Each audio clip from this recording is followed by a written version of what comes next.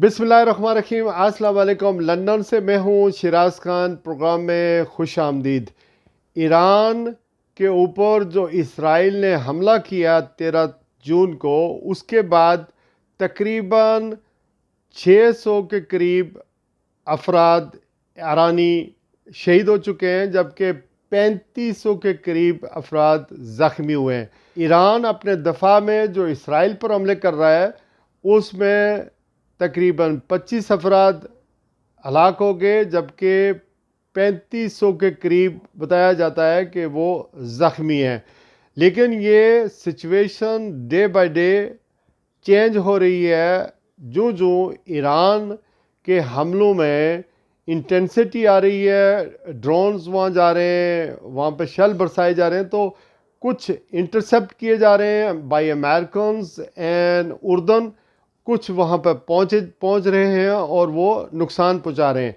अगर हम इसराइल की बात करें तो इसराइल का टोटल जो रकबा है वो तकरीबन 8,000 माइल्स स्क्वायर के ऊपर है, लेकिन जो उनकी आबादी है वो तकरीबन 1200 किलोमीटर के ऊपर कायम है। जो हाइफा है, तिल अबीब है, ये तकरीबन उसी के अंदर उन्होंने अस्पताल भी बनाए हुए हैं। वो इसराइल है वो चूँकि निशाना बना रहा है अस्पतालों को ईरान के अंदर, इसी तरह ईरान ने भी वापस हाइफा पर एक अस्पताल पर निशाना बनाया। इसलिए कैजुअल्टीज़ जो हैं वो मिनिमम करने की कोशिश हो भी, तो चूँकि शहरी आबादी के अंदर उन्होंने अपना सारा कुछ रखा हुआ है, यानी 1200 किलोमीटर के या 1200 मील के अंदर, तो इस वजह से ज़्यादा वहाँ पर नुकसान हो रहा है। लेकिन ख़बरें ईरान से तो आ रही हैं, लेकिन इसराइल से ख़बरें अमवात की या कैजुअल्टीज़ की या ज़ख्मियों की उस तरह नहीं आ रही हैं।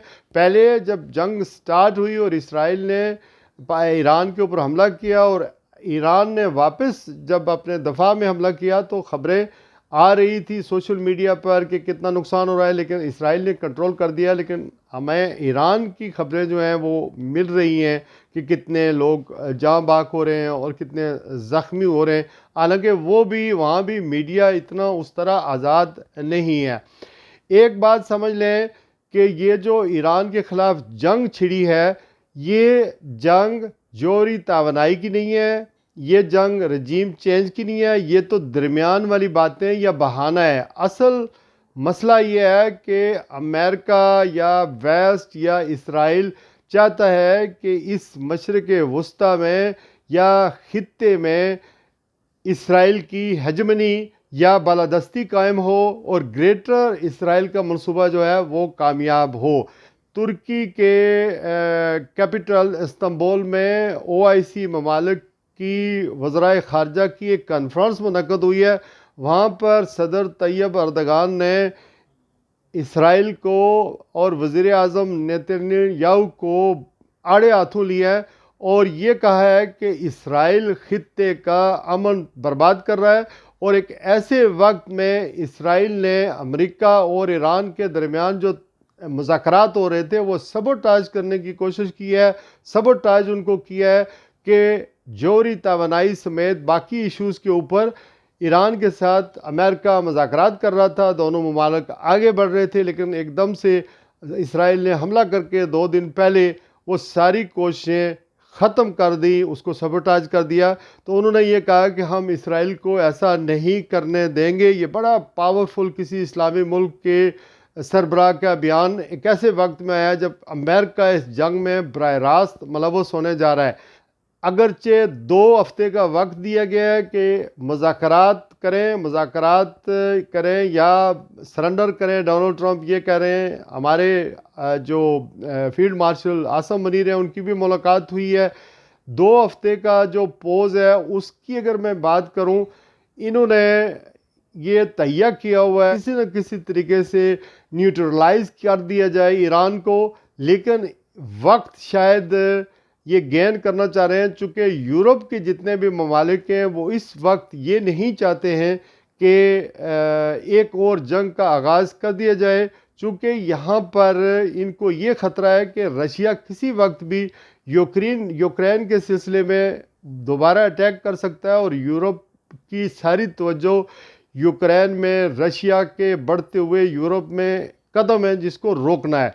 तो इस तरह के मामलात इस वक्त चल रहे हैं। और इस्तांबुल में ही जो ईरान के वज़ीर ख़ारजा हैं अब्बास अराक़ची, उन्होंने कहा है कि हम इस वक्त मुज़ाकरात नहीं कर सकते चूँकि हमारे मुल्क के ऊपर जारियत हो रही है। जब तक ये जारियत जारी रहेगी हम मुज़ाकरात नहीं करेंगे, हम सरेंडर भी नहीं करेंगे। और फिर आप ये देखें कि उन्होंने कहा है कि हम जौहरी तवानाई समेत जितने भी इश्यूज़ हैं उसके ऊपर मुज़ाकरात करने के लिए तैयार हैं, लेकिन पहले जारियत बंद होनी चाहिए।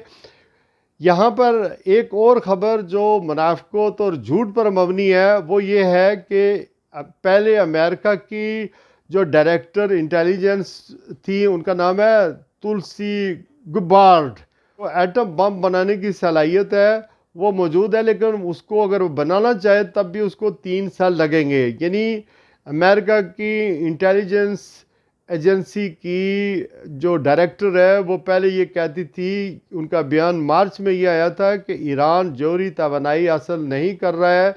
अगर वो जौहरी तवानाई हासिल करना चाहे या बम बनाना चाहे तो उसको 3 साल लगेंगे। लेकिन डोनाल्ड ट्रंप से जब सहाफ़ियों ने ये पूछा कि आपकी इंटेलिजेंस एजेंसियां ये कह रही हैं कि ईरान एटम बम नहीं बना रहा है, तो उन्होंने कहा किसने कहा? तो उन्होंने कहा कि आपकी डायरेक्टर इंटेलिजेंस ने ये बात कही है। तो वो कहते हैं या वो गलत कह रही हैं। उसके फ़ौरन बाद कुछ घंटों के बाद तुलसी ने जो वही डायरेक्टर इंटेलिजेंस पहले ये कह रही थी कि वो नहीं बना रहा है, उन्होंने कहा कि नहीं वो तो चंद हफ्तों में बना सकता है, वो जौहरी तवानाई हासिल कर सकता है। तो उन्होंने अपने बयान से इनकार कर दिया है। अब अमेरिका के सदर ये कह रहे हैं कि 2 हफ्ते के बाद यानी या 2 हफ्ते के अंदर हम फैसला करेंगे कि ईरान से मुज़ाकरात करने या इस यानी ईरान पर हमला करना है। अभी फ़ैसला हम किसी वक्त भी कर सकते हैं।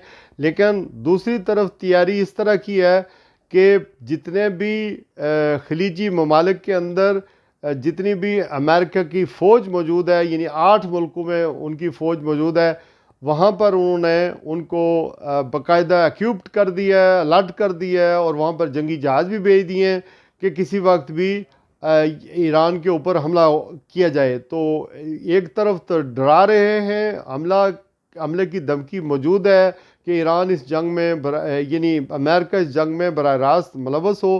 तो इस वक्त पाकिस्तान की अहमियत भी बहुत ज़्यादा बढ़ गई है, चूँकि जनरल आसम मनीर साहब या फील्ड मार्शल आसम मनीर के से मुलाकात के बाद ये बयान सामने आया तो पाकिस्तान की अहमियत बहुत ज़्यादा बढ़ गई है। ट्रंप ने यह भी कहा है कि ईरान को पाकिस्तानी बड़े अच्छे समझते हैं।